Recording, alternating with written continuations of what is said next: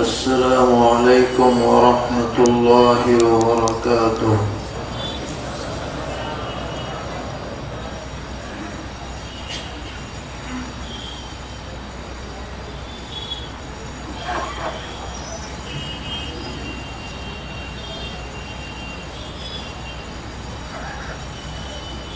الحمد لله رب العالمين.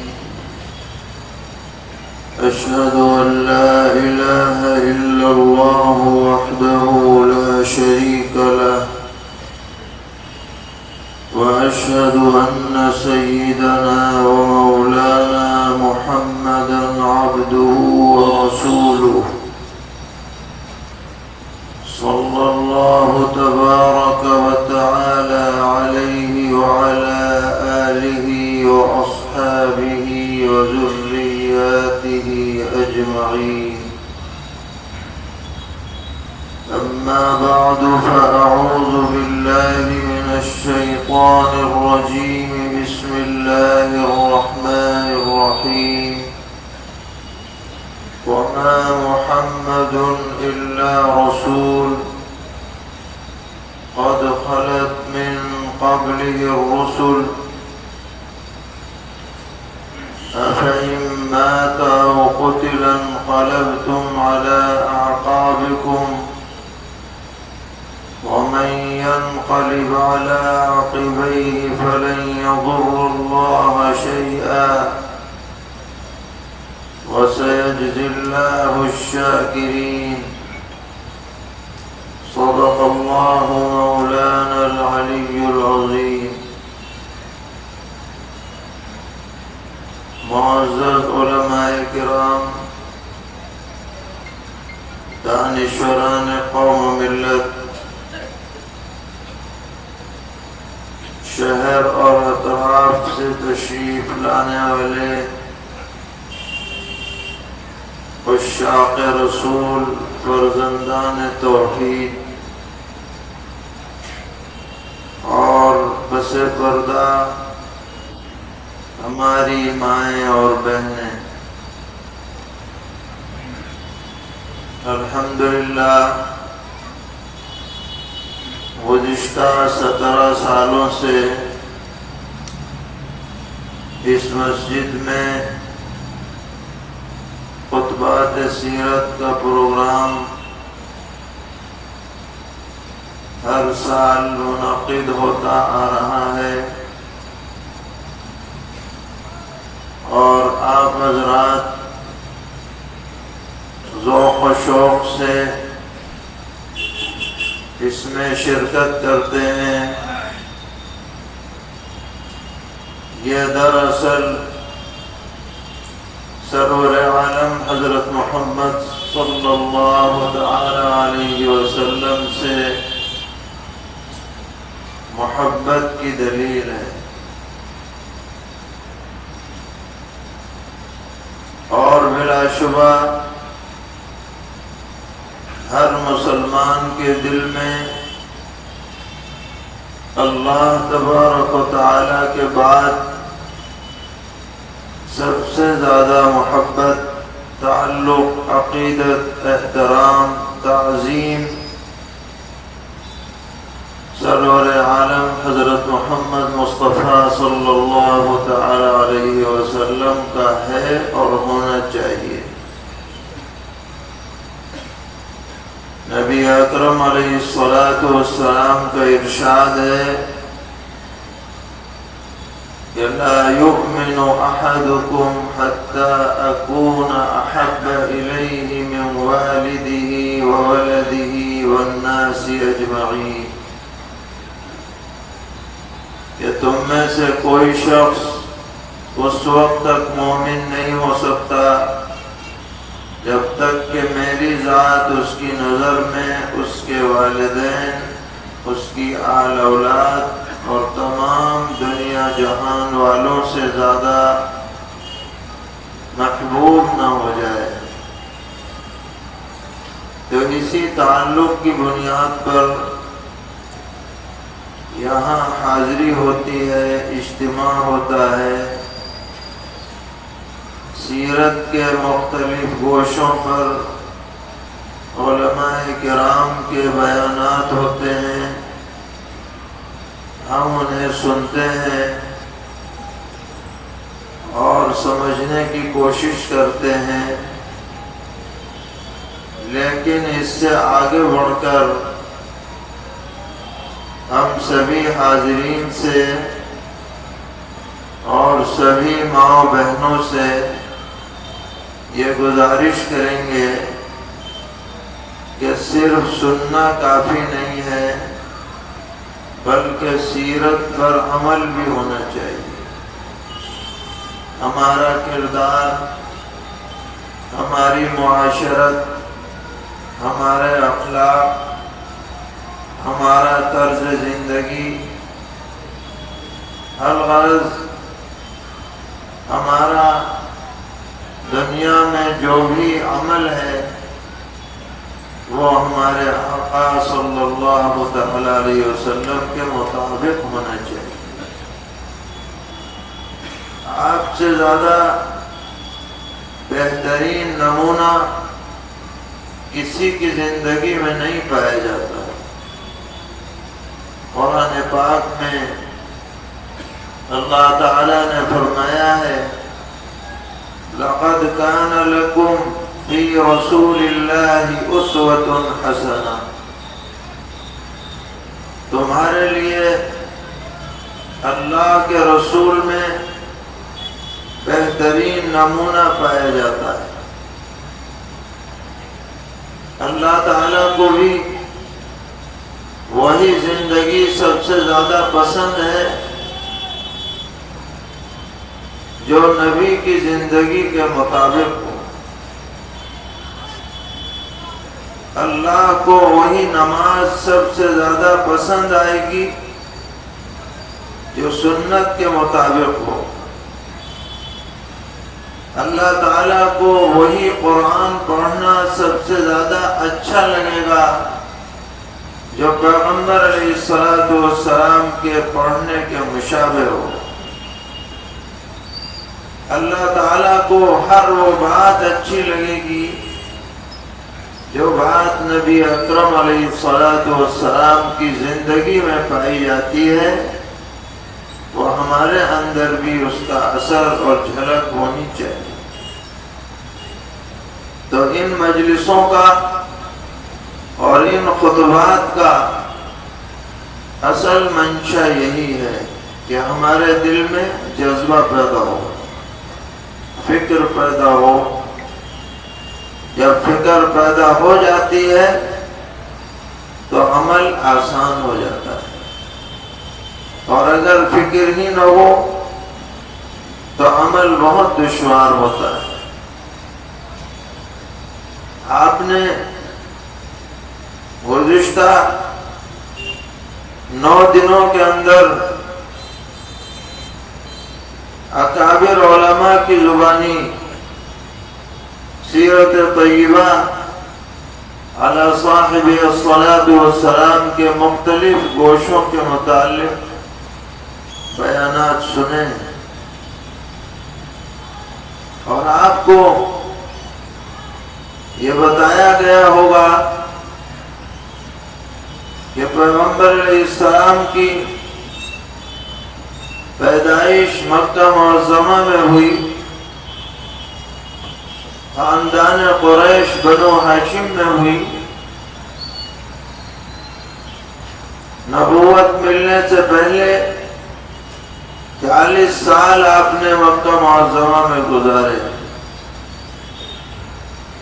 اور اس شان کے ساتھ گزارے کہ لوگ آپ کو نام لے کے نہیں پکارتے تھے، بلکہ الصادق الامین کہہ کر پکارتے تھے۔ آپ سے بڑا سچا لوگوں نے نہیں دیکھا، آپ سے بڑا امانتدار لوگوں کی نظروں سے نہیں گزرا، آپ سے بڑا عفت معاف، پاک باز، پاکیزہ شخص لوگوں کی نظر میں نہیں آیا۔ یہ 40 سال آپ نے بہت ہی نیک نامی کے ساتھ، کمال اعزاز کے ساتھ گزارے اور بہترین نمونہ مکے والوں کے سامنے پیش کیا۔ جب آپ کی عمر مبارک 40 سال ہوئی تو اللہ نے آپ کو باقاعدہ نبوت سے سرفراز فرمایا، اور پہلی وحی غار حرا میں، جو جبل نور کا ایک غار ہے، وہاں نازل ہوئی، اور پھر آپ نے 13 سال تک مکہ معظمہ میں قیام فرمایا۔ اور وہ لوگ جو آپ کے سامنے سر جھکاتے تھے، آپ کا احترام کرتے تھے، آپ کی تعظیم بجا لاتے تھے، جب پیغمبر علیہ السلام نے کلمہ طیبہ لا الہ الا اللہ محمد الرسول اللہ کی صدا لگائی کہ اے لوگوں، اللہ کے علاوہ کوئی عبادت کے لائق نہیں ہے، وہی معبود حقیقی ہے، یہ کلمہ پڑھو، کہو، مانو تو نجات ملے گی، فلاح پاؤ گے۔ تو مکے کے اکثر لوگ آپ کے دشمن ہو گئے اور آپ کو اذیت دینے میں کوئی کسر نہیں چھوڑی، بے عزتی کرنے میں، طعنے دینے میں، مذاق اڑانے میں، حتیٰ کہ جانی تکلیف دینے میں کوئی کسر نہیں چھوڑی۔ مگر 13 سال تک حکم یہ تھا اللہ تعالیٰ کا، کوئی جواب نہ دیجیے، صبر سے کام لیجیے، اعراض کیجیے۔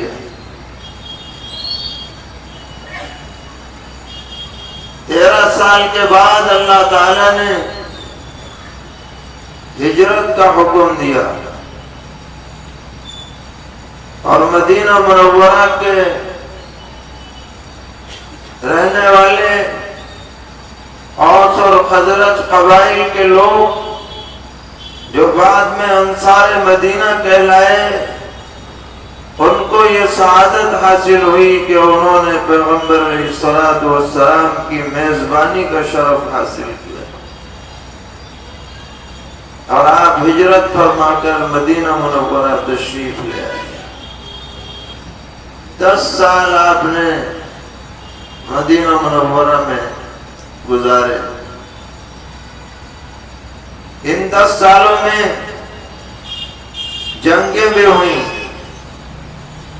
بدر کا معرکہ پیش آیا، احد کا پیش آیا، خندق کا پیش آیا، خیبر کی جنگ ہوئی، بالآخر ہجرت کے 6 سال میں صلح ہو گئی، صلح حدیبیہ۔ مکے کے لوگوں نے معاہدہ کر لیا کہ آئندہ 10 سال تک ہم لڑائی نہیں کریں گے، ناجنگ معاہدہ ہو گیا۔ مگر 2 سال نہیں گزرے تھے اس معاہدے کو کہ مکے والوں نے خود ہی معاہدہ توڑ دیا۔ اب نبی اکرم علیہ السلام نے اللہ کے حکم سے مکہ معظمہ پر اقدامی حملہ فرمایا، اور مکہ معظمہ بالآخر فتح ہو گیا۔ جس مکے سے آپ کو نکلنے پر مجبور ہونا پڑا تھا، 8 سال میں معاملہ الٹ پلٹ ہو گیا۔ جس بیت اللہ شریف میں بتوں کی پوجا ہوتی تھی، وہاں کلمہ طیبہ لا الہ الا اللہ کا غلغلہ بلند ہوا، شرک کے جراثیم مٹا دیے گئے، اور وحدانیت کا بول بالا ہوا۔ اور اس کی دھمک ایسی ہوئی کہ پھر دیگر سب قبائل رفتہ رفتہ اسلام کے دامن سے وابستہ ہونے لگے۔ مکے کے لوگ بہت سی خرابیوں میں مبتلا تھے۔ ان میں سے ایک خرابی یہ تھی کہ شریعت میں 4 مہینے اشہر حرم کہلاتے ہیں، عزت والے احترام کے مہینے۔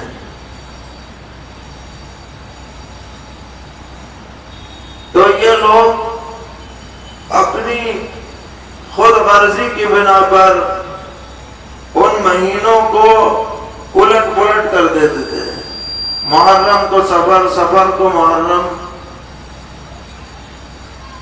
حالانکہ مہینوں کو پلٹنے کا کسی کو حکم نہیں ہے، اختیار نہیں ہے کہ اپنی مرضی سے کہہ دو کہ جی تاریخ یہ نہیں ہے وہ ہے۔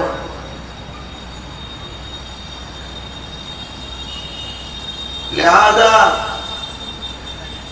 نبی اکرم علیہ السلام نے سن 9 ہجری میں سیدنا حضرت ابوبکر صدیق رضی اللہ تعالی عنہ کو امیر الحج بنا کر 300 صحابہ کا ایک قافلہ روانہ فرمایا مکہ معظمہ۔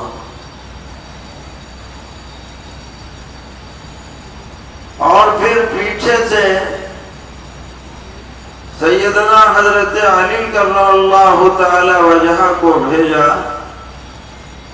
کہ وہ مکہ معظمہ پہنچ کر حج کے ایام میں مینا کے اندر یہ اعلان کر دیں، 4 اعلان کر دیں۔ 4 پہلا اعلان یہ ہے جو قیامت تک کے لیے ہے، لا يدخل الجنة الا مومنون۔ ساری دنیا کے لوگ کان کھول کر کے سن لیں، جنت میں بس وہی شخص جا پائے گا جو ایمان کی دولت سے مشرف ہو۔ کوئی اپنی مرضی سے جنت میں نہیں جائے گا، اس کے پاس کارڈ ہونا چاہیے ایمان کا۔ اچھی طرح سن لو، کوئی خواب نہ دیکھے جنت کا بغیر ایمان کے۔ ایمان لاؤ گے تو جنت ملے گی، ایمان نہیں ہے تو جنت بھی نہیں۔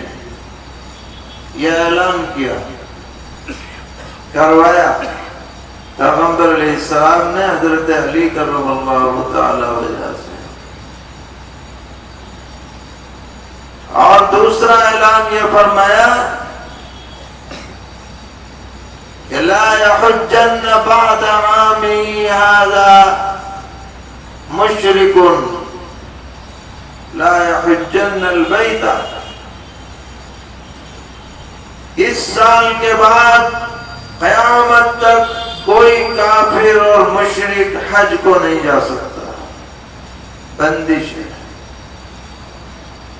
کوئی مشرک حج نہیں کرے گا۔ تیسرا اعلان یہ فرمایا کہ لا يطوفن بالبیت عریان، بیت اللہ شریف کا کوئی ننگا ہو کر کے طواف نہیں کرے گا۔ بہت سے لوگ بے حیا بے شرم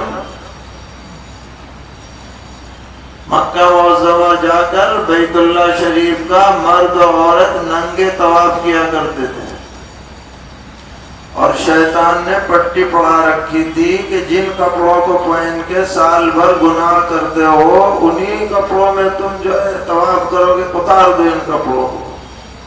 تو شیطان نے پٹی پڑھا دی، آ گئے جھانسے میں۔ ایسی بے حیائی بے شرمی کہ مرد بھی ننگے عورتیں بھی ننگے اور بیت اللہ کا طواف ہو رہا ہے۔ اسلام اسلام اسے کیسے برداشت کرے؟ اسلام تو پاکیزہ مذہب ہے، شرم و حیا والا مذہب ہے، انسانیت والا مذہب ہے۔ ننگا ہونا تو جانوروں کا طریقہ ہے، اور لباس والا ہونا یہ انسانوں کا طریقہ ہے۔ اللہ نے لباس انسانوں کے لیے بنائے ہیں، جانوروں کے لیے نہیں۔ لہذا جو بے لباس ہو کر کے رہتا ہے، دیکھنے میں اگرچہ وہ انسان ہو لیکن وہ جانوروں کے طریقے پہ چل رہا ہے، مرد ہو یا عورت۔ اور چوتھا یہ اعلان فرمایا کہ حضور نے جن قبائل سے معاہدے کر رکھے ہیں وہ تو اپنی مدت تک جاری رہیں گے، اور جن سے معاہدے نہیں ہیں وہ 4 مہینے ان کو چھوڑ دی جا رہی ہے، یا تو ادھر یا ادھر، یا تو معاہدہ کر لو نہ جنگ، نہیں تو جنگ کے لیے تیار رہو۔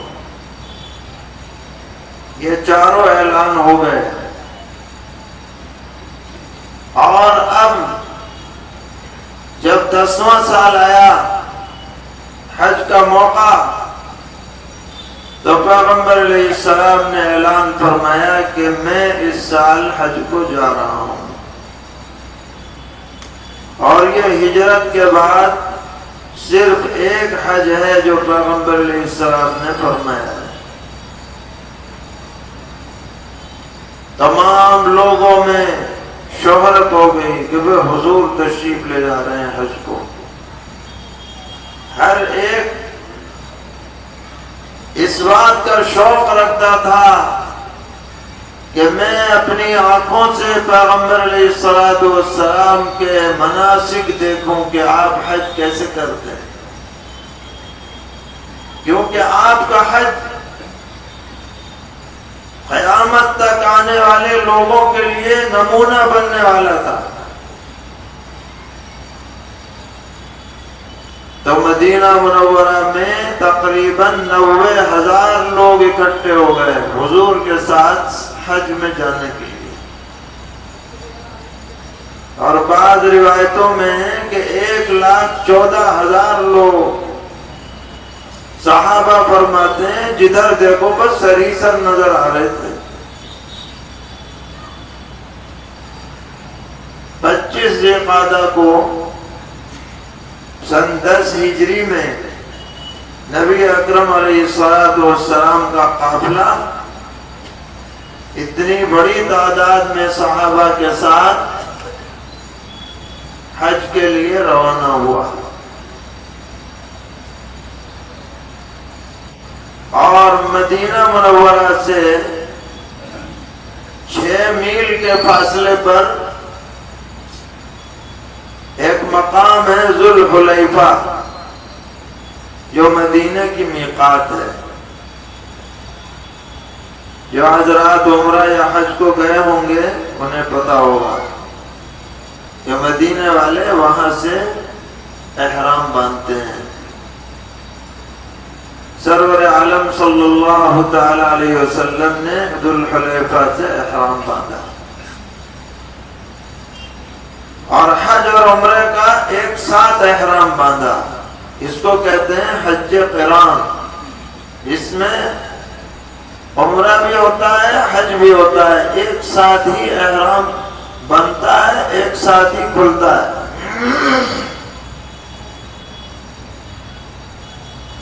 اور سب صحابہ نے بھی پیغمبر علیہ السلام کی اتباع فرمائی۔ البتہ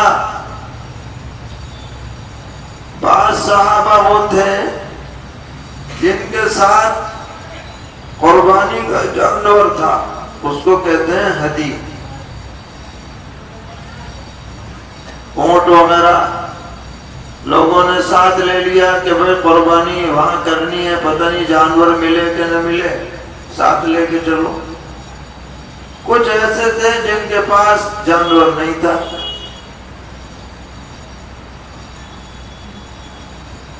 تو جب نبی اکرم علیہ السلام مکہ معظمہ پہنچے تو آپ نے اعلان فرما دیا کہ جن کے پاس جانور ہے وہ تو احرام میں رہیں، اور جن کے پاس جانور نہیں ہے وہ عمرہ کر کے احرام کھول دیں۔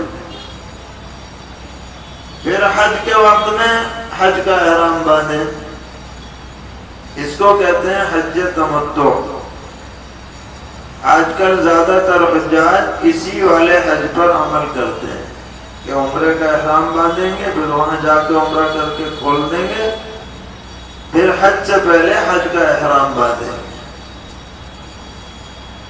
8 تاریخ کو ذی الحجہ کی پیغمبر علیہ السلام منی کے لیے تشریف لے گئے اور وہاں اپنے 5 نمازیں ادا فرمائیں، ظہر، عصر، مغرب، عشاء اور 9 تاریخ کی فجر، یہ 5 نمازیں پڑھی۔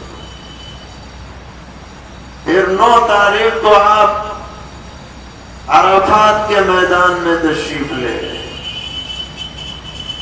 مکے کے لوگ جو قریش کے خاندان سے تعلق رکھتے تھے وہ عرفات نہیں جاتے تھے، مزدلفہ رک جاتے تھے اور یوں کہا کرتے تھے کہ ہم حرم والے ہیں، ہم حرم سے باہر نہیں جائیں گے کیونکہ عرفات حرم سے باہر ہے۔ مگر پیغمبر علیہ السلام میدان عرفات تشریف لے گئے۔ یہی حکم شرعی ہے، اور عرفات کے میدان کا وقوف یہ حج کا رکن اعظم ہے۔ وہاں جا کر آپ نے عصر اور ظہر ملا کے پڑھی ظہر کے وقت میں، اور جس جگہ آج یہ مسجد نمیرہ ہے یہاں آپ کا خیمہ لگایا گیا تھا چادر کا، اسی جگہ پر یہ مسجد بنائی گئی بعد میں۔ پھر آپ جبل رحمت کے قریب تشریف لے گئے اور وہاں آپ نے عرفات کا وقوف فرمایا اور دعا میں مشغول رہے۔ اسی موقع پر قرآن پاک کی آیت نازل ہوئی، الْيَوْمَ أَكْمَلْتُ لَكُمْ دِينَكُمْ، آج میں نے تمہارا دین تم پر کامل کر دیا، وَأَتْمَمْتُ عَلَيْكُمْ نِعْمَتِي، اور میں نے اپنی نعمت تم پر تام کر دی، وَرَضِيتُ لَكُمُ الْإِسْلَامَ دِينًا، اور میں تم سے بس دین اسلام سے راضی ہوں۔ یہ آیت میدان عرفات میں 9 ذی الحجہ کو جمعے کے دن نازل ہوئی۔ یہودی لوگ کہا کرتے تھے کہ تمہارے قرآن میں ایک آیت ایسی ہے کہ اگر ہمارے اوپر اتری ہوتی تو ہم اس دن کو عید مناتے، تہوار مناتے۔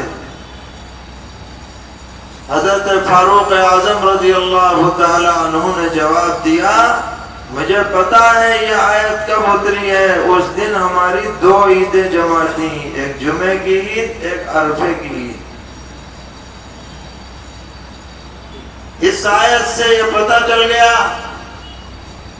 کہ اب دین قیامت تک کے لیے کامل ہو چکا ہے، اس میں کسی کو انگلی رکھنے کی اجازت نہیں ہے، کوئی چیز اب دین کے نام پر دین میں پڑھائی نہیں جا سکتی۔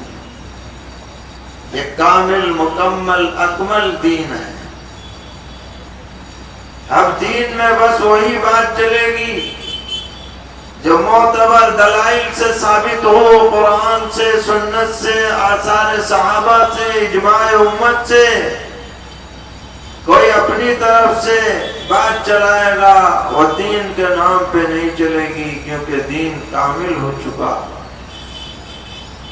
پھر 9 تاریخ کو سورج غروب ہونے کے بعد مغرب کی نماز پڑھے بغیر پیغمبر علیہ السلام مزدلفہ تشریف لائے عرفات سے، اور مزدلفہ پہنچ کر عشاء کے وقت میں مغرب اور عشاء جمع کر کے پڑھی۔ عرفات میں عصر ظہر کے وقت میں پڑھی، اور مزدلفہ میں مغرب عشاء کے وقت میں پڑھی۔ امت کو یہ بتلایا کہ نماز کے اوقات جو مقرر ہیں یہ اللہ کے مقرر کرنے سے مقرر ہیں، اور جس نے مقرر کیے ہیں وہی اوقات بدل بھی سکتا ہے اور کوئی نہیں بدل سکتا۔ کسی اور کے اندر یہ پاور اور اختیار نہیں ہے کہ وہ کہہ دے کہ جی بہت مصروفیت ہے، نماز ادھر ادھر کر لو۔ نہیں، پیغمبر کو حق ہے کیونکہ وہ وحی کے وجہ سے فرمائیں گے، اپنی طرف سے وہ بھی نہیں کر رہے۔ مزدلفے میں آپ نے پھر رات گزاری، دعائیں فرمائی، اور یہاں تک دعا فرمائی کہ الہ العالمین میری امت میں اگر کسی ظالم نے کسی پر ظلم کیا ہو تو آپ مظلوم کو اپنی طرف سے بدلہ دے کر میری امت کے ظالم کو معاف فرما دیجئے۔ یہاں تک آپ نے دعا فرمائی۔ کیا شان شفقت ہے، کیا خیر خواہی، کیا نصیحت ہے امت کے افراد کے لیے کہ ایک فرد کا بھی آپ کو جہنم میں جانا منظور نہیں۔ 10ویں تاریخ کی صبح ہوئی، اول وقت آپ نے فجر کی نماز پڑھی مزدلفے میں، پھر وقوف فرمایا، دعا فرماتے رہے سورج نکلنے تک۔ پھر وہاں سے کچھ کنکریاں اٹھائیں اور پھر منا تشریف لائے اور جمر عقبہ کی رمی فرمائی۔ 10ویں تاریخ کو بالترتیب 3 کام کرنے ہوتے ہیں، جمر عقبہ کی رمی، اس کے بعد قربانی، اس کے بعد سر مڑانا۔ یہ 3 کام بالترتیب کرنے ہیں۔ آپ نے یہ تینوں کام فرمائے اور پھر ظہر کی نماز بیت اللہ شریف میں جا کر کے پڑھی اور طواف زیارت فرمایا۔ پھر 11 تاریخ کو تینوں شیطانوں کے کنکری ماری، پھر 12 کو بھی ماری، اور پھر 13 کو بھی، اور ان راتوں میں آپ نے منا میں قیام فرمایا۔ اور اس کے بعد آپ نے طواف وداع فرما کر مدینہ منورہ واپسی فرمائی۔ اس حج کے موقع پر نبی اکرم علیہ الصلوۃ والسلام نے قیامت تک آنے والی امت کو وہ روشن ہدایات دی ہیں جن پر عمل کرنا ہر مسلمان کی ذمہ داری ہے۔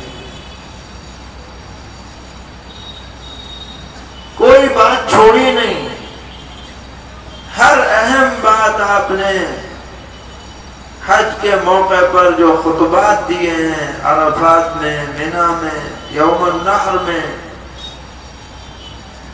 ساری چیزیں امت کو بتلا دی۔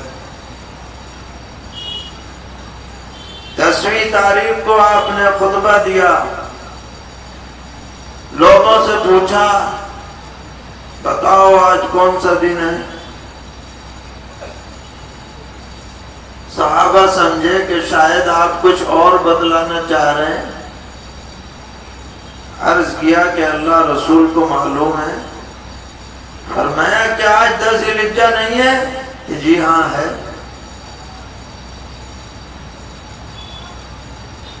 پوچھا کہ یہ کون سا مقام ہے؟ پھر صحابہ نے سوچا کہ شاید آپ کچھ اور بتلانا چاہتے ہیں. آپ نے فرمایا کیا یہ حرم نہیں ہے؟ کہ جی ہاں ہے، بالکل ہے. پھر فرمایا کہ کیا یہ کون سا مہینہ ہے؟ آپ نے فرمایا کیا یہ ذی الحجہ کا مہینہ نہیں ہے؟ کہ جی ہاں ہے، بالکل ہے. پھر آپ نے ارشاد فرمایا سن لو، جیسے یہ مہینہ باعزت ہے، جیسے یہ جگہ قابل احترام ہے، جیسے یہ دن قابل تعظیم ہے، اس سے زیادہ قابل تعظیم ہر مسلمان کی جان، مال، عزت اور آبرو ہے دوسرے کے لیے. کعبۃ اللہ سے زیادہ، حرم سے زیادہ، یوم النحر سے زیادہ، اشہر حرم سے زیادہ اس بات کی اہمیت ہے کہ آدمی اپنے بھائی کی عزت نہ اتارے، اس کی جان کو تکلیف نہ پہنچائے، اس کے مال کو ناحق نہ دبائے. کتنی بڑی بات پیغمبر اسلام نے ارشاد فرمائی. اور پھر فرمایا سنو، کسی گورے کو کالے پر کوئی فضیلت نہیں،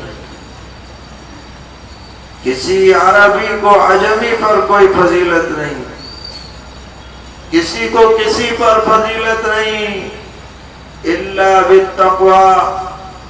فضیلت اگر ہے تو تقوی کی بنیاد پر ہے. جس کے پاس ایمان اور اعمال صالحہ ہیں، اللہ کی نظر میں وہ باعزت ہے. اگر ایمان اور اعمال صالحہ نہیں ہے، کتنا ہی بڑا خوبصورت انسان کیوں نہ ہو، اللہ کے ہاں اس کی کوئی حیثیت نہیں. کتنے اونچے خاندان کا کیوں نہ ہو، اللہ کے ہاں اس کی کوئی وقت نہیں ہے. کتنا ہی عرب کا رہنے والا کیوں نہ ہو، تاکہ مکہ مدینہ کا رہنے والا کیوں نہ ہو، اگر اس کے پاس ایمان اور اعمال نہیں ہے وہ کبھی بھی باعزت نہیں ہو سکتا. مٹا دیا سب فرق پیغمبر اسلام. اور آپ نے ارشاد فرمایا اپنے ماتحتوں کی خبر گیری کرو. اس زمانے میں غلام باندیاں ہوتی تھی، آج نوکر چاکر ہوتے ہیں، ماتحت ہوتے ہیں.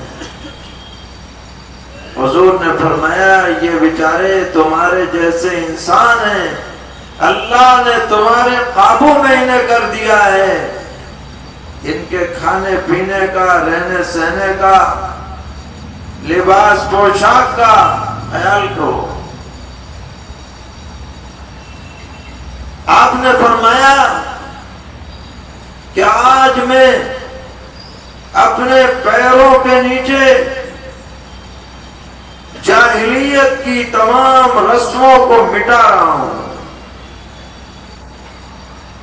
جو سودی لین دین ہوتا تھا، آج کے بعد کوئی سود کچھ نہیں ہے، ختم. آپ کے چچا تھے حضرت عباس رضی اللہ تعالی، وہ مکے کے بہت بڑے ساہوکار تھے اور لوگوں پر ان کا بہت سود چڑھا ہوا تھا. آپ نے اعلان فرمایا آخری حج میں کہ سب سے پہلے میں اپنے چچا کا سود معاف کرتا ہوں، ختم، کسی پر کوئی سود نہیں. خوریزیاں ہوتی تھیں، ایک قتل کے بدلے میں سالوں سال جنگیں جاری رہتی تھیں. آپ نے اعلان فرمایا آخری حج میں جو بھی بدلہ تھا سب ختم، آج کے بعد سے کوئی کسی پر کوئی زیادتی نہیں کرے گا. جاہلیت کا زمانہ لد گیا، اب اسلام کا زمانہ آ گیا، عدل کا زمانہ آ گیا. انصاف کا زمانہ آ گیا، خیر خواہی کا زمانہ آ گیا، نصیحت اور محبت کا زمانہ آ گیا۔ یہ پیغام دیا ہے پیغمبر علیہ السلام نے، فرمایا سنو، کان کھول کر کے سنو، میرے بعد ایک دوسرے کے خون کے پیاسے مت ہو جانا، اور ایک دوسرے کو کافر قرار مت دینا کہ یہ کافر اور وہ کافر، ایک دوسرے پر بہتان مت لگانا۔ اس کے بعد فرمایا سنیے، صحیح حدیث میں کہ میں میدان حشر میں حوض کوثر پر ہوں گا، انی فرطکم علی الحوض، پیغمبر علیہ السلام کا حوض کوثر ہوگا۔ حدیث میں اس کی تفصیلات آئی ہیں، سینکڑوں میل اس کی وسعت ہوگی، اور اس کے اندر جو پیالے ہوں گے جن سے پانی پیا جائے گا، حدیث میں ہے ان کی تعداد ستاروں سے زیادہ ہوگی، یعنی کوئی گن نہیں پائے گا۔ اور اس پانی کی خوبی یہ ہوگی کہ جو اسے پی لے گا کبھی اسے پیاس نہیں لگے گی، لا یظمأ بعدہ ابدا۔ اور سرور عالم صلی اللہ تعالی علیہ وسلم بذات خود وہاں تشریف فرما ہوں گے، اور امت کے لیے آب کوثر کی تقسیم کی نگرانی فرما رہے ہوں گے۔ اور مجمع چونکہ بہت زیادہ ہوگا، اور تمام امت کے لوگ ہوں گے کروڑوں اربوں کی تعداد میں۔ صحابہ نے پوچھا کہ جی اربوں خربوں لوگ ہوں گے، آپ کو پتہ کیسے چلے گا کہ یہ آپ کی امت کا آدمی ہے؟ کوئی بلا بلا نہ ہو گیا، کیا نشانی رہے گی؟ حضور نے فرمایا کہ یہ بتاؤ کہ اگر کسی کے گھوڑے ایسے ہوں جن کی پیشانی چمکدار ہو اور وہ کالے کالے گھوڑوں میں رل مل جائیں تو دور سے نظر آئیں گے کہ نہیں؟ ہاں بالکل نظر آئیں گے۔ فرمایا میری امت کے لوگ جو نماز کے لیے وضو کرتے ہیں نا، یہ سارے اعضاء دور سے چمکیں گے، اور میں دیکھ لوں گا کہ بھئی یہ میرا امتی آ رہا ہے، یہ نشانی ہوگی۔ کروڑوں اربوں میں چمکیں گے اچھی طرح وضو کرنے والے، اور وہاں سیکورٹی بھی لگی ہوئی ہوگی، جو روک رہے ہوں گے، جو آنے کے لائق نہیں ہے ان کو روکا جا رہا ہوگا۔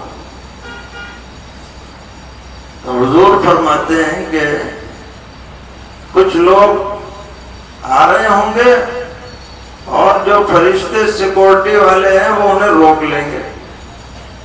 مجھے دور سے ایسا لگ رہا ہوگا جیسے یہ میری آدمی ہے، میری امت کے ہیں۔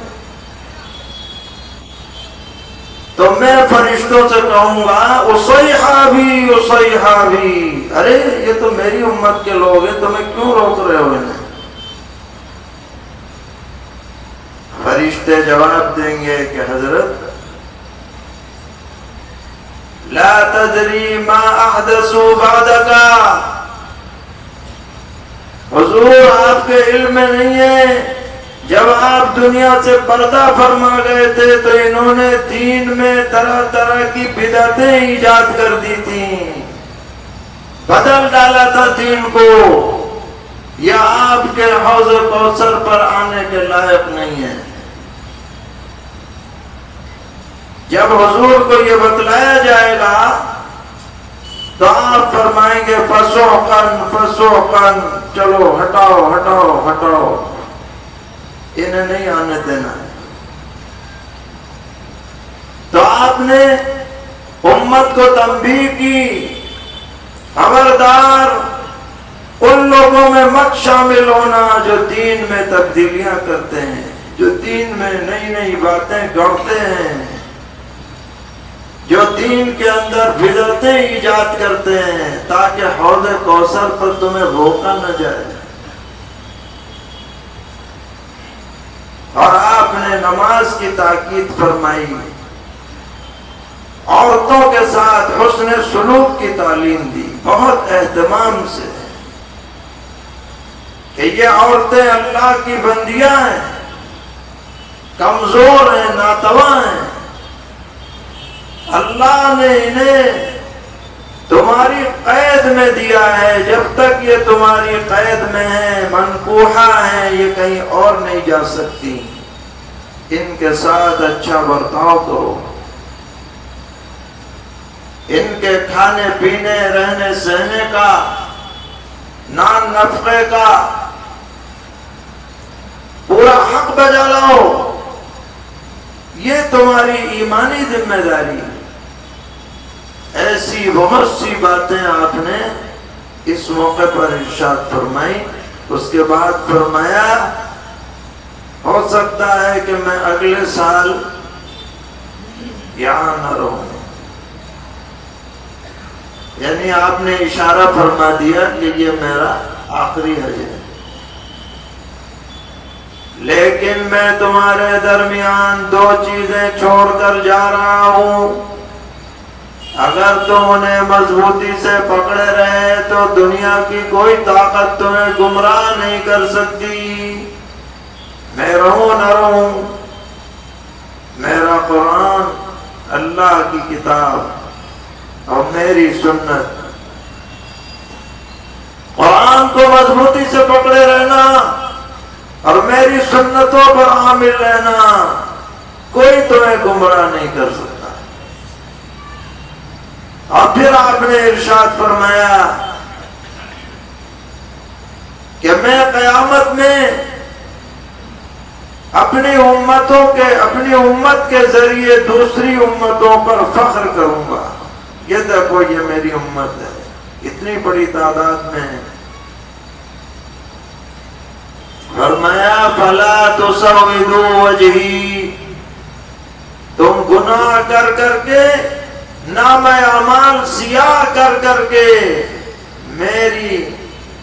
میری صورت کو خراب مت کر دینا، ایسا نہ ہو کہ مجھے شرمندہ ہونا پڑے اپنے کسی امتی کے گنہگار ہونے کی وجہ سے۔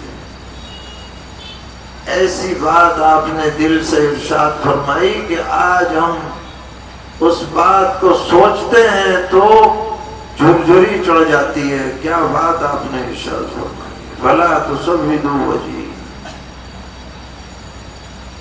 الغرض یہ آپ کا آخری حج جو پوری امت کے لیے نمونہ بنا۔ آج ہم حج کرنے جاتے ہیں، امت کا کوئی فرد حج کرنے جاتا ہے تو حضور ہی کے بتائے ہوئے طریقے پر حج کرتا ہے۔ پھر آپ مدینہ تشریف لائے اور یہ ذی الحجہ، محرم، سفر کی 29 تاریخ کو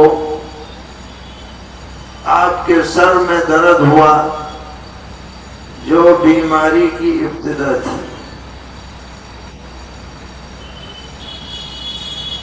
اور آپ تقریباً 13 دن تکلیف میں رہے۔ 29 سے بیماری شروع ہوئی اور اکثر حضرات کے نزدیک 12 ربیع الاول کو آپ کی وفات ہوئی، پیر کے دن۔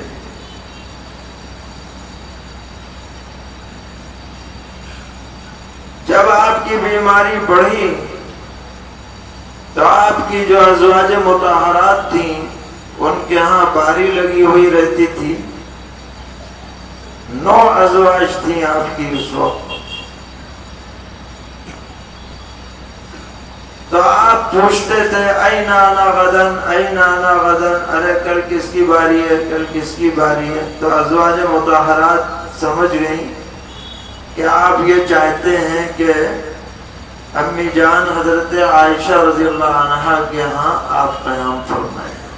تو سب نے اپنی باری چھوڑ دی اور حضور کی خواہش کے اعتبار سے امی جان حضرت عائشہ رضی اللہ عنہا کے ہاں آپ نے قیام فرمایا۔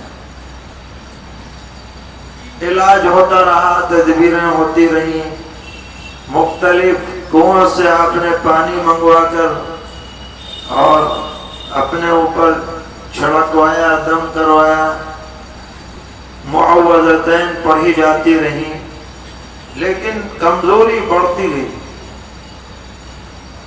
اسی درمیان میں صاحبزادی صاحبہ سیدہ فاطمہ رضی اللہ تعالی عنہا آپ سے ملنے کے لیے تشریف لائیں۔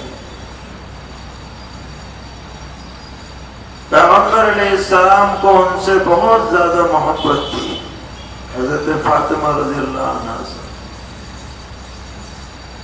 جب وہ تشریف لائیں، پیغمبر علیہ السلام آرام فرما تھے، انہوں نے آپ کی پیشانی کا بوسہ لیا، ہاتھ کا بوسہ لیا، حضور پر بھی بشاشت سے تاری ہوئی۔ پھر پیغمبر علیہ السلام نے صاحبزادی صاحبہ کے کان میں کوئی بات کہی تو حضرت فاطمہ رضی اللہ تعالی عنہا بے اختیار رو پڑی، بہت بے قراری کے ساتھ رو پڑی۔ اس کے بعد پھر پیغمبر علیہ السلام نے ان کو کان میں کچھ بات کہی تو ایک دم سے ہنس پڑی۔ حضرت عائشہ رضی اللہ عنہا فرماتی ہیں کہ میں سوچتی تھی کہ حضرت فاطمہ بڑی عقل مند خاتون ہے، مگر یہ اچانک رونا پھر اچانک ہنسنا، اسے دیکھ کے مجھے بڑا تعجب ہوا۔ تو کہا یہ بھی کوئی بات ہے کہ ابھی رو رہی تھی ابھی ہنس گئی۔ حضرت عائشہ رضی اللہ عنہا فرماتی ہیں کہ حضرت فاطمہ کی چال بالکل حضور کی طرح تھی، کان مشیتها مشیت رسول اللہ صلی اللہ تعالی علیہ وسلم۔ جب وہ جانے لگی تو میں نے کہا کہ یہ کیا بات ہوئی؟ حضور نے کہا تم رو پڑی پھر ہنس پڑی، کیا بات ہے؟ انہوں نے فرمایا کہ یہ حضور کا راز ہے، ابھی نہیں بتاؤں گی۔ بعد میں جب حضور کی وفات ہو گئی تو حضرت عائشہ رضی اللہ عنہا نے پوچھا کہ اب بتاؤ۔ فرمایا جب میری پہلی مرتبہ کان میں کہا تو حضور نے فرمایا بٹیا میرے جانے کا وقت قریب آ رہا ہے، تم صبر کرنا۔ تو حضور کی جدائی اور ایسی پیاری صاحبزادی کو کیسے گوارا ہو سکتی تھی؟ کہا کہ میں رو پڑی، مجھ سے رہا نہیں گیا حضور کی جدائی۔ اور جب دوسری مرتبہ حضور نے میرے کان میں کہا تو فرمایا بٹیا کیا تم اس پر راضی نہیں ہو کہ تمام جنت کی عورتوں کی تمہیں سردار بنا دیا جائے؟ اللہ اکبر، کیا مقام اور مرتبہ! ساری جنت کی عورتوں کے سردار حضرت فاطمہ رضی اللہ عنہا نے بشارت سنائی تو مجھے ہنسی آ گئی۔ اور بعض روایتوں میں ہے کہ حضور نے فرمایا بٹیا تم میرے گھر والوں میں سب سے پہلے مجھ سے آ کر کے ملو گی، زیادہ دن کی جدائی نہیں ہے۔ چنانچہ حضور کی وفات کے 6 مہینے کے بعد حضرت فاطمہ رضی اللہ عنہا کی بھی وفات ہو گئی۔ بہرحال تکلیف زیادہ ہوتی رہی اور آپ موقع بموقع لوگوں کو نصیحت کرتے رہے اور یوں ہی فرماتے رہے کہ دیکھو میرے بعد میری قبر کو سجدہ گاہ مت بنا دینا، یہودیوں پر اللہ کی لعنت ہے کہ انہوں نے اپنے انبیاء کی قبروں کو سجدہ بنایا. اور نماز کی پابندی کرتے رہو تاکہ پیر سے پہلے جو جمعرات آتی ہے اس جمعرات کی مغرب کی نماز آپ نے پڑھائی اور اس میں سورہ والمرسلات پڑھی کمزوری کے عالم میں. مگر جب عشاء کا وقت آیا تو بہت طبیعت نڈھال ہو گئی. ٹب میں پانی لایا جاتا، وضو فرماتے، پھر غشی ہو جاتی، پھر وضو کرتے، پھر غشی ہو جاتی. کئی مرتبہ ایسا ہوا تو آپ نے ارشاد فرمایا مروا ابا بکر فلیصلی بالناس، ابو بکر سے کہو نماز پڑھائیں.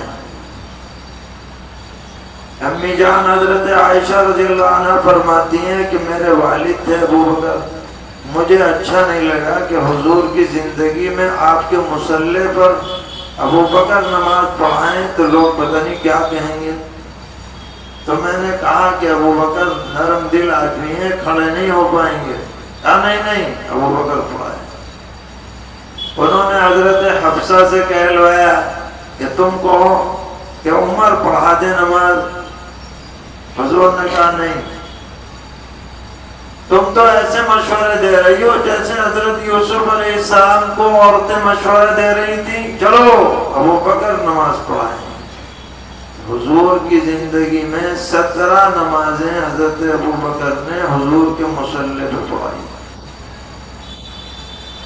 اور یہ اس بات کا اشارہ تھا کہ اب جب حضور نہیں رہیں گے تو خلافت کسے ملے گی؟ ابو بکر رضی اللہ تعالی عنہ کو ملے گی، جن کی امامت پر آپ راضی ہیں، جن کی حج میں امارت پر راضی ہیں، جن کو اپنا قریبی دوست اللہ کے بعد اگر کوئی ہے تو ابو بکر کو بناتے ہیں. وہی اس قابل ہے کہ حضور کے بعد امت کی قیادت اور رہنمائی کرے. تو یہ جمعرات، جمعہ، ہفتہ، اتوار، پیر کے دن صبح کو جس دن آپ کی وفات ہوئی، کچھ طبیعت میں بشاشت سی تھی، پردہ ہٹایا آپ نے. حضرت ابو بکر نماز پڑھانے کے لیے تیار تھے، صحابہ کی جماعت کھڑی ہوئی تھی. صحابہ کی نظر بے اختیار پردے کی طرف پڑی کہ شاید آپ تشریف لانا چاہتے ہیں. فرماتے ہیں چہرہ ایسا چمک رہا تھا جیسے قرآن کھلا ہوا ہو.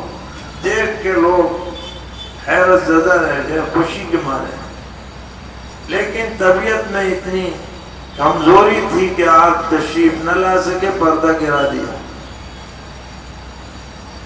اور پھر کچھ ہی عرصے کے بعد، چند گھنٹوں کے بعد، آپ اللہ کی دعوت پر اللہ کے دربار میں حاضر ہو گئے. اس حالت میں کہ امی جان حضرت عائشہ رضی اللہ تعالی عنہ کی گود میں آپ کا سر مبارک تھا اور آپ کی زبان پر یہ کلمات تھے اللہم الرفیق الاعلی، اے اللہ میں رفیق اعلیٰ کو پسند کرتا ہوں. اور پیشانی پسینہ آلود ہو رہی تھی. اور سب سے آخری عمل جو آپ نے دنیا میں کیا وہ مسواک کرنے کا عمل تھا. جب یہ خبر مدینہ منورہ میں عام ہوئی کہ حضور اب دنیا میں نہیں رہے، کوہرام مچ گیا. وہ صحابہ کرام رضی اللہ تعالی عنہم جو حضور کی زیارت سے مشرف ہوتے تھے، وہ تصور بھی نہیں کر سکتے تھے کہ ہماری زندگی میں یہ دن آئے گا. مسجد نبوی میں عجیب و غریب حالت تھی. کوئی روئے چلا جا رہا تھا، کوئی چپ چاپ پڑا تھا، کوئی بولتی زبان نہیں تھی. اور حضرت عمر رضی اللہ عنہ تلوار لے کے آ گئے.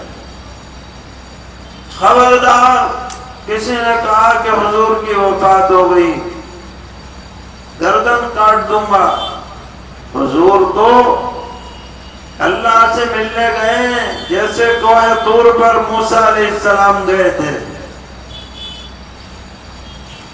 عجیب منظر تھا، لوگوں کے سمجھ میں نہیں آ رہا تھا کیا کریں. اتنے میں حضرت صدیق اکبر رضی اللہ تعالیٰ عنہ تشریف لائے. جسد اقدس سے چادر ہٹائی، پیشانی مبارک کو چوما اور فرمایا پیارے آقا آپ کی زندگی بھی پاکیزہ ہے، آپ کی وفات بھی پاکیزہ ہے، اور آپ کے جانے کا ہمیں اتنا غم ہے کہ ہم الفاظ میں بیان نہیں کر سکتے.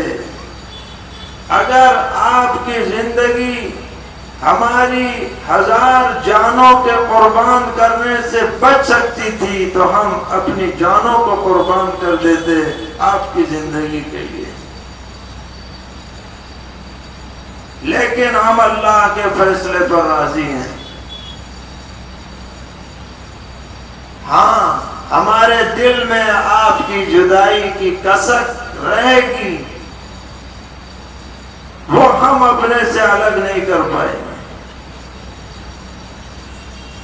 چنانچہ صدیق اکبر رضی اللہ تعالی عنہ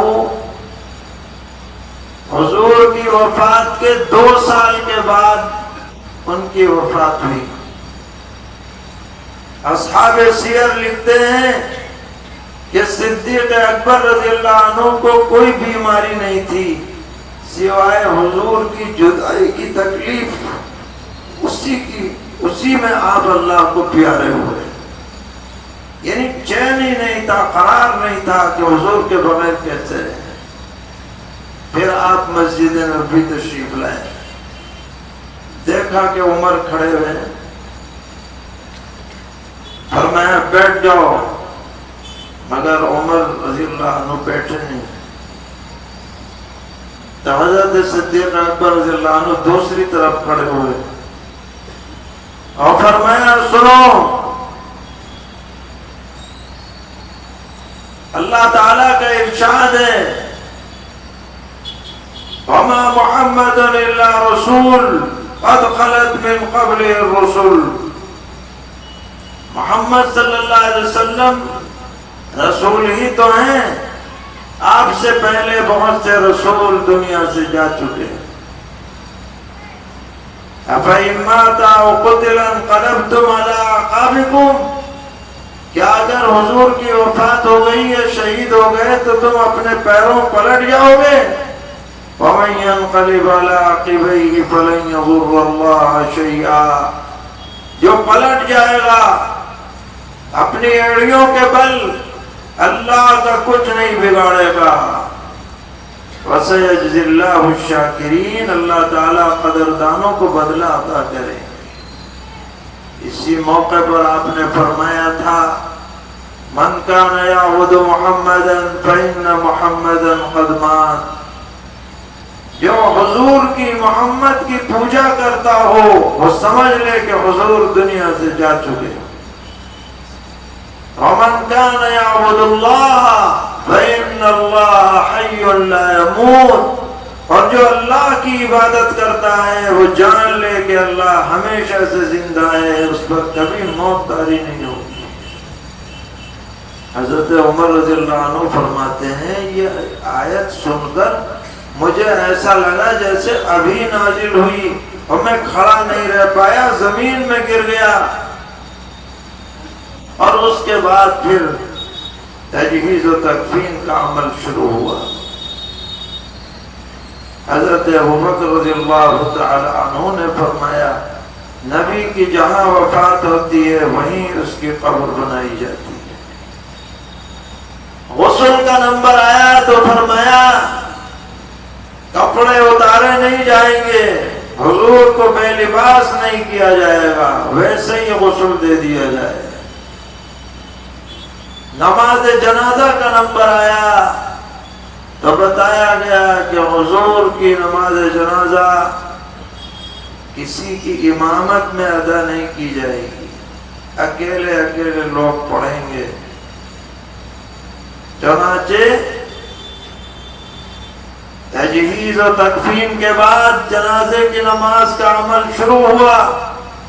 پیر منگل مسلسل لوگ آتے رہے، نماز پڑھتے رہے۔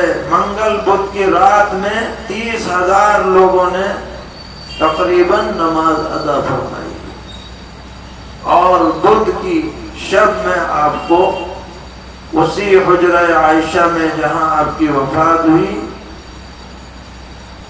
تدفین کی گئی۔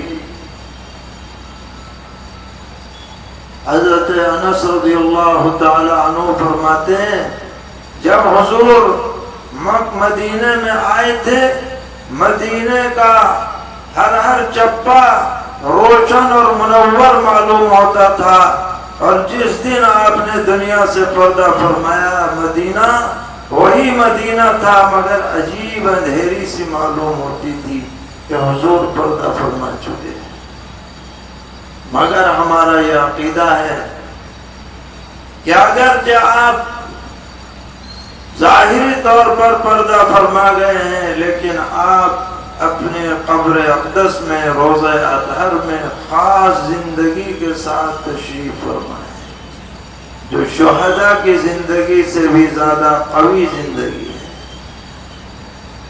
اور جو آدمی بھی پیغمبر علیہ السلام کے روضہ اقدس پر جا کر سلام عرض کرتا ہے، حضور بنفس نفیس اس کا جواب عطا فرماتے ہیں۔ حدیثوں میں یہ مضمون موجود ہے۔ تو یہ آپ کی وفات کا مختصر سا حال ہے۔ سیرت کی کتابوں میں اور تفصیلات آپ پڑھ سکتے ہیں۔ ہماری یہ ذمہ داری ہے کہ ہم پیغمبر علیہ السلام پر زیادہ سے زیادہ درود شریف پڑھنے کا معمول بنائیں۔ آپ ہمارے اللہ کے بعد سب سے بڑے محسن ہیں، بتائیے ہیں یا نہیں؟ آپ سے بڑا کوئی محسن ہمارا نہیں۔ ہمارے واسطے آپ نے راتوں کو اٹھ اٹھ کر کے آنسو بہائے، امت کی تقویت کے لیے آپ نے کتنی قربانیاں پیش فرمائی ہیں، جانی بھی اور مالی بھی، اور ہر اعتبار سے۔ یہ تو دنیا کی بات ہے۔ میدان حشر میں جہاں کوئی کسی کے کام نہیں آئے گا، گنہگاروں کو بخشوانے کے لیے ہمارے آقا صلی اللہ علیہ وسلم جب تک ایک ایک امتی بھی جنت میں نہیں چلا جائے گا آپ کو سکون نہیں ملے گا۔ ایسا بڑا محسن جس کی کوئی نظیر نہیں ہے، کوئی مثال نہیں ہے، ہمارا فرض ہے کہ ہم آپ پر کثرت سے درود شریف پڑھیں۔ ہر آدمی کم سے کم ایک تسبیح روزانہ درود شریف پڑھنے کا معمول بنائے، کم سے کم ہے۔ کیوں بھائی ارادہ کر رہے ہو سب؟ ایک تسبیح کم سے کم۔ سبھی خواتین سے بھی درخواست ہے، بچوں سے بھی درخواست ہے، بڑوں سے بھی درخواست ہے کہ معمول ہو، ایک تسبیح تو کم سے کم، اور زیادہ ہو تو سبحان اللہ جتنا بھی پڑھے، اور سنت پر عمل کریں، معلومات کر کے، کتابیں پڑھ کر کے، نیت کر کے سنت پر عمل کریں. چھوٹی سی سنت ہے کہ بچوں پر شفقت کرنا، بچوں پر شفقت کرنا. اپنے بچوں کے ساتھ تو آدمی شفقت کرتا ہی ہے، بتائیے کرتا ہے نہیں؟ جی چاہتا ہے کرنے کو کہ اس کو پیار کریں، اس کو قریب کریں، اس کو ہاتھ پکڑیں. اس کا نیت کر لو کہ یہ حضور کی سنت ہے، پیار کا پیار ہو جائے گا، سنت کا ثواب مفت میں ملے گا. اپنا بچہ ہو یا دور کا، حضور کی باتوں پر عمل کریں. آج کل ایک بات ہے جس میں ہم لوگ بہت کوتاہی کرتے ہیں. نبی اکرم علیہ الصلوۃ والسلام نے فرمایا الایمان بضع وسبعون شعبۃ افضلها قول لا الہ الا اللہ وادناها اماطۃ الاذى عن الطریق. ایمان کے 70 سے زائد شعبے ہیں جن میں افضل شعبہ کلمہ طیبہ لا الہ الا اللہ ہے، اور آخری درجے کا ادنا شعبہ یہ ہے کہ راستے سے تکلیف دہ چیز کو ہٹا دیا جائے. یہ ایمان کا ادنا شعبہ ہے. حضور نے فرمایا کہ ایک آدمی پرانی امت میں سڑک پر جا رہا تھا، راستے میں ایک کانٹے کی ٹہنی نظر پڑی، اس نے وہ ہٹا کر کنارے کر دی. فشکر اللہ سعیہ وغفر له، اللہ نے اس کی یہ چھوٹی سی محنت قبول فرمائی اور اس کی بخشش کا فیصلہ کر دیا. ذرا سی اس نے ٹہنی ہٹا دی. اماطۃ الاذی، تکلیف دہ چیز کو راستے سے ہٹانا، یہ ایمان کی آخری درجے کی صفت ہے. اب ہم اپنا جائزہ لیں.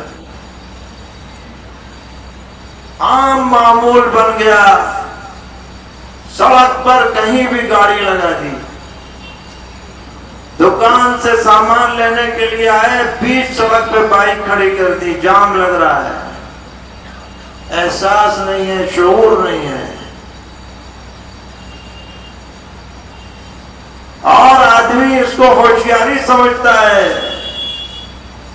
کوئی اگر ٹوکے تو ناگواری سے اس کو جواب دیتا ہے، یوں سمجھتا ہے مجھے کون ٹوک سکتا ہے. اچھی خاصی چوڑی سڑکیں اس لاابالی پن کی وجہ سے تنگ ہو گئی ہیں چلنے والوں کے لیے. بتائیے ایسا ہے یا نہیں؟ دکان، آدھی دکان اندر ہے تو آدھی باہر ہے، بعض تو ایسی ہے پوری دکان ہی باہر ہے، سڑک گھیر رکھی ہے. یہ کیا ہے؟ لوگوں کے راستے کو تنگ کرنا. ایمانی مروت کے خلاف ہے یہ بات. اس لیے میرے بھائیوں، یہ چھوٹی چھوٹی باتیں ہیں، لیکن آج ہمیں ان پر عمل کرنے کا جذبہ اپنے اندر پیدا کرنا ہے. جتنے بھی حضرات یہاں پر ہیں، اس کا یہاں پر ارادہ کر کے جائیں کہ ہم اپنی ذات سے کسی کو نقصان تکلیف میں مبتلا نہیں کریں. چاہے وہ سڑک کا معاملہ ہو، پڑوسی کا معاملہ ہو، رشتہ داروں کا معاملہ ہو، غیروں کا معاملہ کیوں نہ ہو، دوسروں کے ساتھ بھی ہمارا کردار اچھا ہونا چاہیے. اس سے دین کو عزت ملے گی، اسلام کی شبیہ لوگوں کے سامنے اچھی ہوگی. اللہ تعالیٰ کہنے سننے سے زیادہ عمل کی توفیق عطا فرمائے. سرور عالم صلی اللہ تعالیٰ علیہ وسلم کی شفاعت ہم سب کو نصیب فرمائے. آپ کے دست اقدس سے آب کوثر عطا فرمائے. آپ کی سنتوں پر عمل آسان فرمائیں، اس سلسلے کو بےحد قبول فرمائیں۔ وصلی اللہ تعالی علی خیر خلقہ محمد وعلى آلہ واصحابہ وذریاتہ اجمعین۔